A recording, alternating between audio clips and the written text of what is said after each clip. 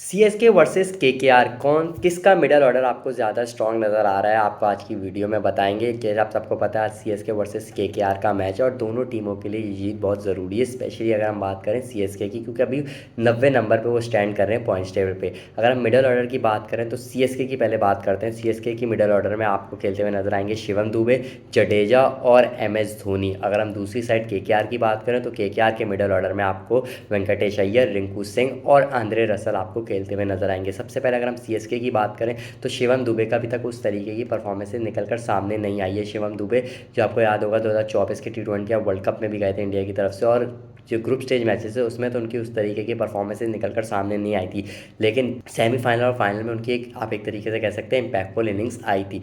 और रविंद्र जडेजा का भी बल्ला अभी तक इतना शानदार नहीं चला। राजस्थान रॉयल्स वाले मैच में उन्होंने अच्छी हिटिंग की थी लेकिन मैच को फिनिश नहीं कर पाए थे एमएस धोनी के साथ। तो रविंद्र जडेजा परफॉर्मेंस तो नहीं दे पा रहे, लेकिन उनको भी अब उम्र हो गई है रविंद्र जडेजा की। और सीएसके को भी भाई सोचना पड़ेगा कि भाई आपने कोई ठेका थोड़ी लिया भाई, जो सारे प्लेयर्स का जिनका करियर खत्म होने वाला होता है सब आप अपनी टीम में शामिल कर लेते हो, जैसे राहुल त्रिपाठी होगा और भी बहुत सारे नाम हमने देखे हैं सीएसके की तरफ से। ये चीज़ें होती रहती हैं। उसके बाद एमएस धोनी भाई लगातार कंसिस्टेंट होकर रन बना रहे। कोई ऐसा मैच नहीं हुआ भाई जिसमें एमएस धोनी आके छक्के नहीं मार के जा रहे। तो एमएस धोनी को भी अब ऊपर बैटिंग करने आना चाहिए। पहले मैच में जिस तरीके से एमएस धोनी ने अश्विन के भी नीचे आ गए थे तो भाई एमएस धोनी पे बड़े सवाल उठ गए थे आरसीबी वाले मैच में। उसके बाद से एमएस धोनी बैटिंग करने ऊपर आ रहे हैं और लगातार अब रन बनाकर दे रहे हैं सीएसके की टीम को। अगर हम दूसरी साइड केकेआर की बात करें तो केकेआर के बाद वेंकटेश अय्यर है।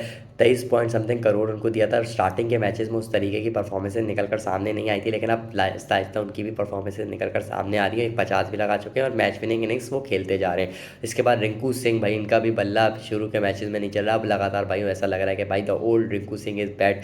जब से रोहित शर्मा से रिंकू सिंह ने बैट लिया है भाई तो रिंकू सिंह की आप एक तरीके से कह सकते हैं किस्मत छा गई और रिंकू सिंह अब लगातार रन बना रहे हैं फॉर केकेआर। उसके बाद आंद्रे रसल भाई, हमें पता है भाई विद द बॉल ये कभी भी बंदा डिलीवर कर देता है। बैट से भाई अगर इसका दिन हो तो भाई अपने दिन पर ख़त्म कर देता है, लेकिन अभी उस तरीके से आईपीएल 2025 में उस तरीके की परफॉर्मेंसेज निकल कर सामने नहीं आ रही। लेकिन हमें पता है भाई कितना डेंजरस हो सकता है आंद्रे रसल अपने दिन पर।